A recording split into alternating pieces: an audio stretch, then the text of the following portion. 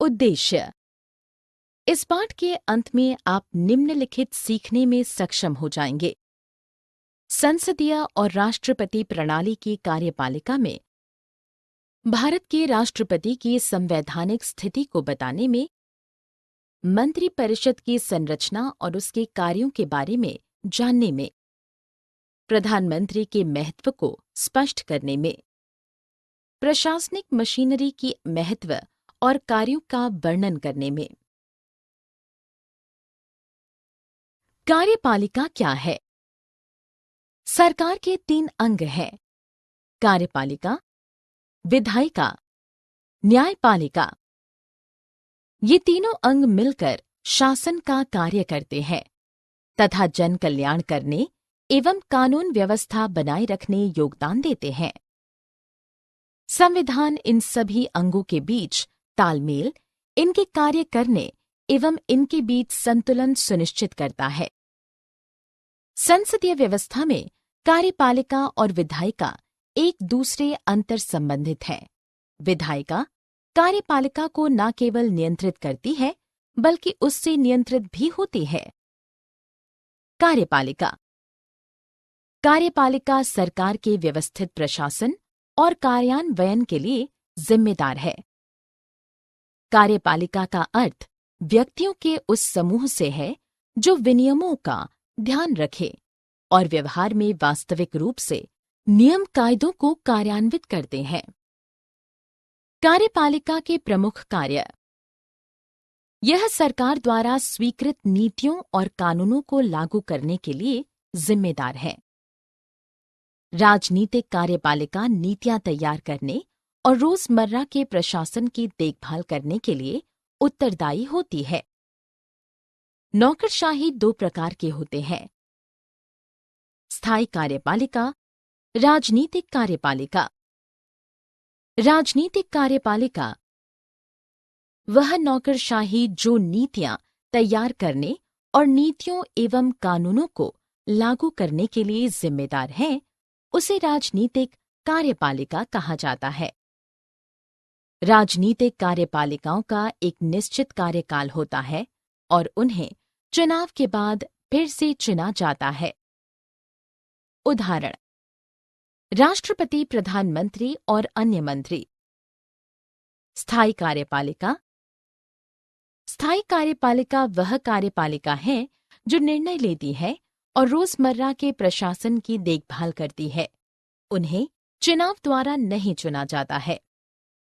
उदाहरण: सिविल सेवा के सदस्य। कार्यपालिका के प्रकार।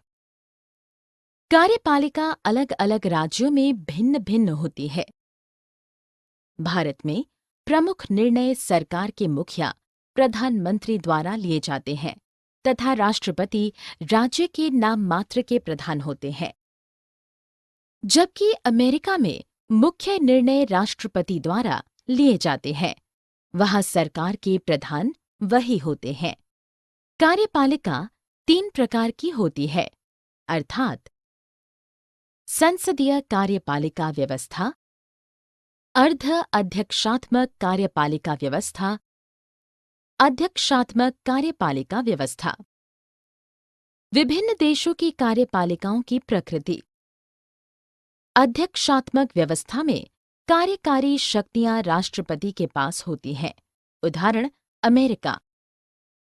कनाडा में संसदीय लोकतंत्र और संवैधानिक राजतंत्र है। फ्रांस में प्रधानमंत्री और राष्ट्रपति दोनों हैं। राष्ट्रपति अन्य मंत्रियों और प्रधानमंत्री की नियुक्ति करता है। वे संसद के प्रति उत्तरदायी होते हैं और राष्ट्रपति द्वारा उन्हें पद से हटाया नहीं जा सकता है। जापान में संसदीय व्यवस्था है, जिसमें प्रधानमंत्री सरकार का और राजा देश का प्रधान है। इटली में संसदीय व्यवस्था है, जिसमें राष्ट्रपति देश का और प्रधानमंत्री सरकार का प्रधान है। रूस में अर्ध अध्यक्षात्मक व्यवस्था है। राष्ट्रपति देश का प्रधान है और राष्ट्रपति द्वारा नियुक्त प्रधानमंत्री सरकार का प्रधान होता है। एक अन्य राज्य जिसमें संसदीय व्यवस्था है वह जर्मनी है। जिसमें चांसलर सरकार का प्रधान और राष्ट्रपति देश का नाम मात्र का प्रधान होता है। संसदीय व्यवस्था। संसदीय कार्यपालिका व्यवस्था की विशेषताएं। संसदीय कार्यपालिका व्यवस्था में प्रधानमंत्री सरकार का प्रधान होता है तथा राजा या राष्ट्रपति देश का प्रधान होता है। प्रधानमंत्री तथा मंत्रिमंडल के पास वास्तविक शक्ति होती है और उनसे उम्मीद की जाती है कि वे अपने कार्यों को विधायिका के समक्ष न्याय संगत सिद्ध करें। उदाहरण भारत, कनाडा और इटली। भारत ने संसदीय कार्यपालिका व्यवस्था को क्यों चुना? संसदीय व्यवस्था में लोगों के प्रतिनिधि कार्यपालिकाओं को नियंत्रित करते हैं। भारतीय संविधान के निर्माता एक ऐसी सरकार सुनिश्चित करना चाहते थे जो जनता की अपेक्षाओं के प्रति संवेदनशील, जिम्मेदार और उत्तरदायी हो। अध्यक्षात्मक कार्यपालिका में राष्ट्रपति सरकार का और देश का प्रधान है।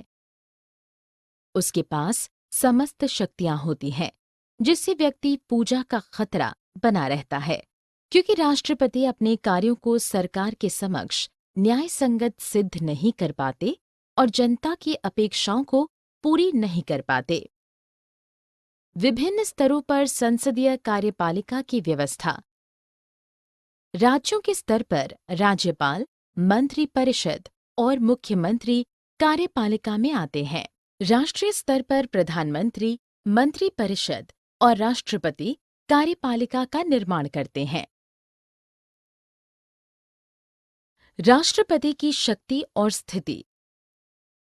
भारत के संविधान में औपचारिक रूप से संघ की कार्यपालिका शक्तियां राष्ट्रपति को दी गई हैं और प्रधानमंत्री के नेतृत्व में बनी मंत्रिपरिषद के माध्यम से राष्ट्रपति इन शक्तियों का प्रयोग करता है। भारत के संविधान के अनुसार राष्ट्रपति से यह अपेक्षा की जाती है कि वह मंत्रिपरिषद के परामर्श के अनुसार कार्य करे। यदि राष्ट्रपति चाहे तो मंत्रिपरिषद को अपने परामर्श पर पुनर्विचार करने के लिए कह सकता है, लेकिन राष्ट्रपति को मंत्रिपरिषद के द्वारा पुनर्विचार के बाद दिए गए परामर्श को मानना ही पड़ेगा। इसका अर्थ यह है कि यदि मंत्रिपरिषद अपने परामर्श पर पुनर्विचार नहीं करे, तब भी राष्ट्रपति मंत्रिपरिषद के परामर्श को मानने हेतु बाध्य है। राष्ट्रपति का निर्वाचन अप्रत्यक्ष तरीके से 5 वर्ष के लिए निर्वाचित विधायक और सांसद करते हैं। यह निर्वाचन एकल संक्रमणीय मत और समानुपातिक प्रतिनिधित्व प्रणाली के अनुसार होता है, जबकि मंत्रिपरिषद और प्रधानमंत्री का निर्वाचन सीधे जनता द्वारा होता है। केवल संसद ही राष्ट्रपति को महाभियोग की प्रक्रिया द्वारा उसके पद से हटा सकती है। इस प्रक्रिया के लिए संसद में विशेष बहुमत की आवश्यकता पड़ती है। राष्ट्रपति के कार्य और शक्ति।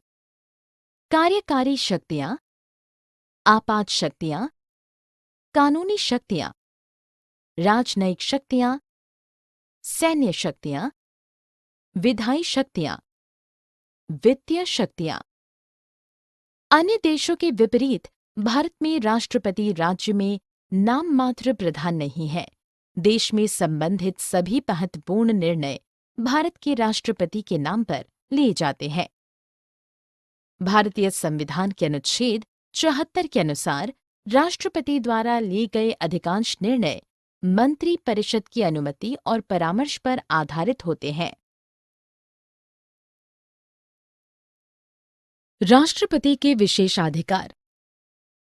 निम्नलिखित परिस्थितियों के अतिरिक्त जहां राष्ट्रपति अपने विशेषाधिकार का प्रयोग करते हैं, भारत के राष्ट्रपति द्वारा लिए गए अधिकांश निर्णय मंत्रिपरिषद की अनुमति और परामर्श पर आधारित होते हैं।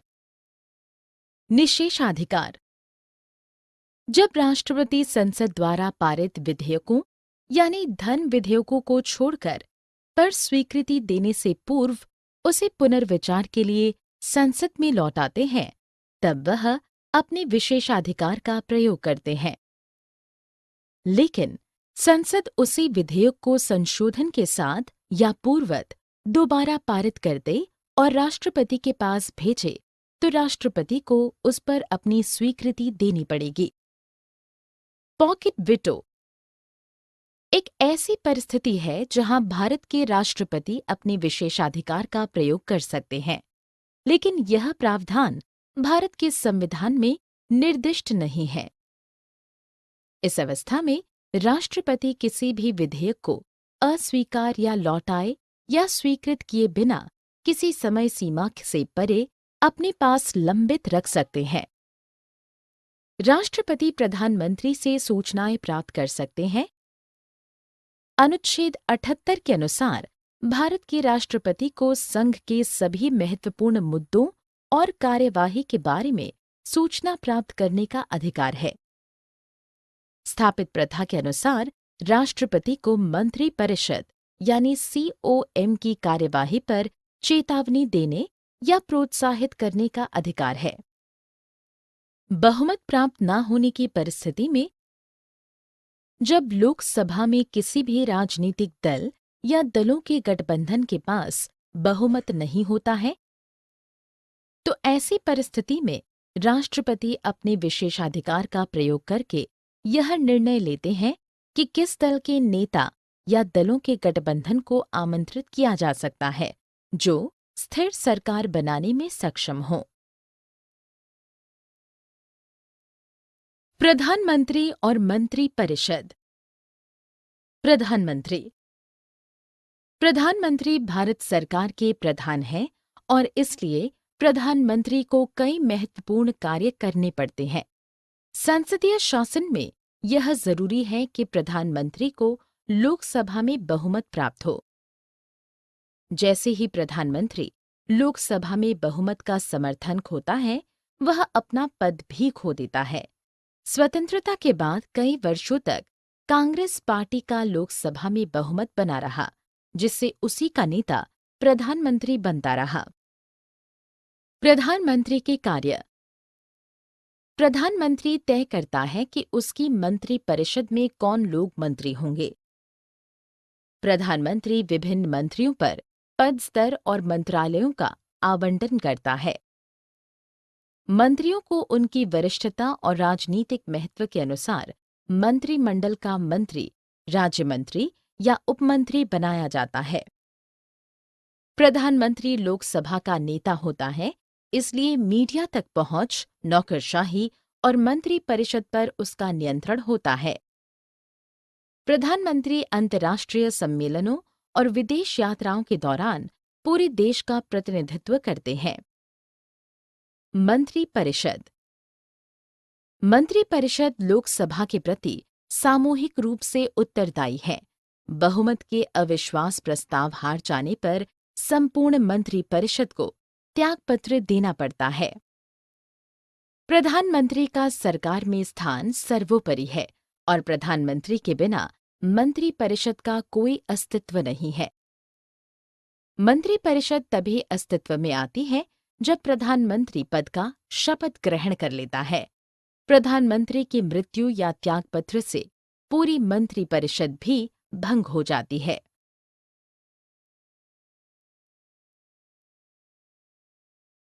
स्थायी कार्यपालिका, नौकरशाही। नौकरशाही सरकार के स्थायी कर्मचारी के रूप में कार्य करने वाले अधिकारी हैं। ये नीतियों को बनाने तथा उसे लागू करने में मंत्रियों का सहयोग करते हैं। देश के विकास के लिए एक दक्ष और तटस्थ सेवा की आवश्यकता थी, इसलिए नौकरशाही आरंभ की गई। नौकरशाही प्रबंधित किया जाता है विधायिका द्वारा, निर्वाचित प्रतिनिधियों द्वारा, मंत्रियों द्वारा। नौकरशाही के सदस्यों की भर्ती की प्रक्रिया का कार्य संघ लोक सेवा आयोग करती है और राज्यों में अलग लोक सेवा आयोग है। लोक सेवा आयोग के सदस्यों को एक निश्चित कार्यकाल के लिए नियुक्त किया जाता है और उनको सर्वोच्च न्यायालय के न्यायाधीश की जांच के आधार पर ही निलंबित किया जा सकता है। सर्वोच्च न्यायालय ने सामाजिक असमानताएं दूर करने के लिए आदिवासियों, दलितों और अन्य पिछड़े वर्गों के लिए विशेष सेवा आरक्षण के प्रावधान किए हैं।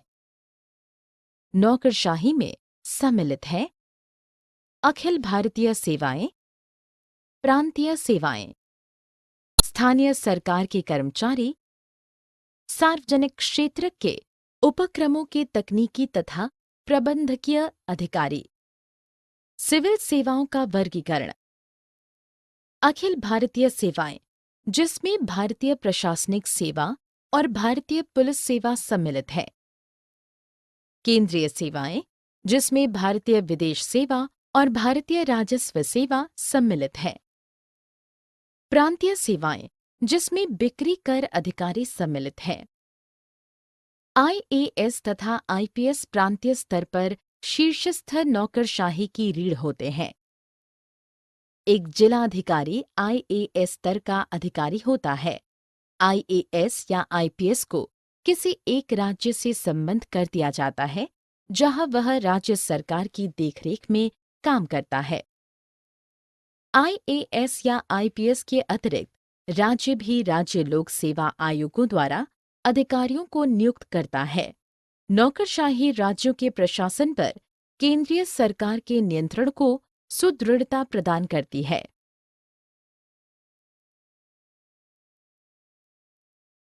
सारांश। हमने जो कुछ सीखा है उसे संक्षेप में दोहराएं। कार्यपालिका, विधायिका और न्यायपालिका सरकार के 3 अंग हैं। कार्यपालिका को जो हिस्सा नीतियां तैयार करने और कानूनों को लागू करने के लिए जिम्मेदार है, उसे राजनीतिक कार्यपालिका कहा जाता है। वे हर चुनाव के बाद बदलते हैं और स्थायी नहीं होते हैं। प्रधानमंत्री के नेतृत्व में बनी मंत्रिपरिषद के माध्यम से राष्ट्रपति अपनी शक्तियों का प्रयोग करता है। राष्ट्रपति मंत्रिपरिषद के परामर्श के बिना कार्य नहीं कर सकते। प्रधानमंत्री और मंत्रिपरिषद ही वास्तविक कार्यकारी हैं। अनुच्छेद 74(1) के अनुसार राष्ट्रपति अपने कृत्यों का प्रयोग केवल मंत्रिपरिषद के परामर्श के अनुसार कर सकता है। राष्ट्रपति मंत्रिपरिषद को अपने परामर्श पर पुनर्विचार करने के लिए कह सकता है, लेकिन राष्ट्रपति को मंत्रिपरिषद के द्वारा पुनर्विचार के बाद दिए गए परामर्श को मानना ही पड़ेगा। उपराष्ट्रपति का निर्वाचन समानुपातिक प्रतिनिधित्व प्रणाली और एकल संक्रमणीय मत के अनुसार होता है।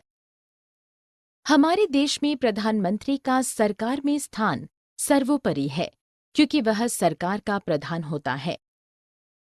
संविधान के 91वें संशोधन से यह व्यवस्था की गई कि मंत्रिपरिषद के सदस्यों की संख्या लोकसभा या राज्यों में विधानसभा की कुल सदस्य संख्या के 15% से अधिक नहीं होगी।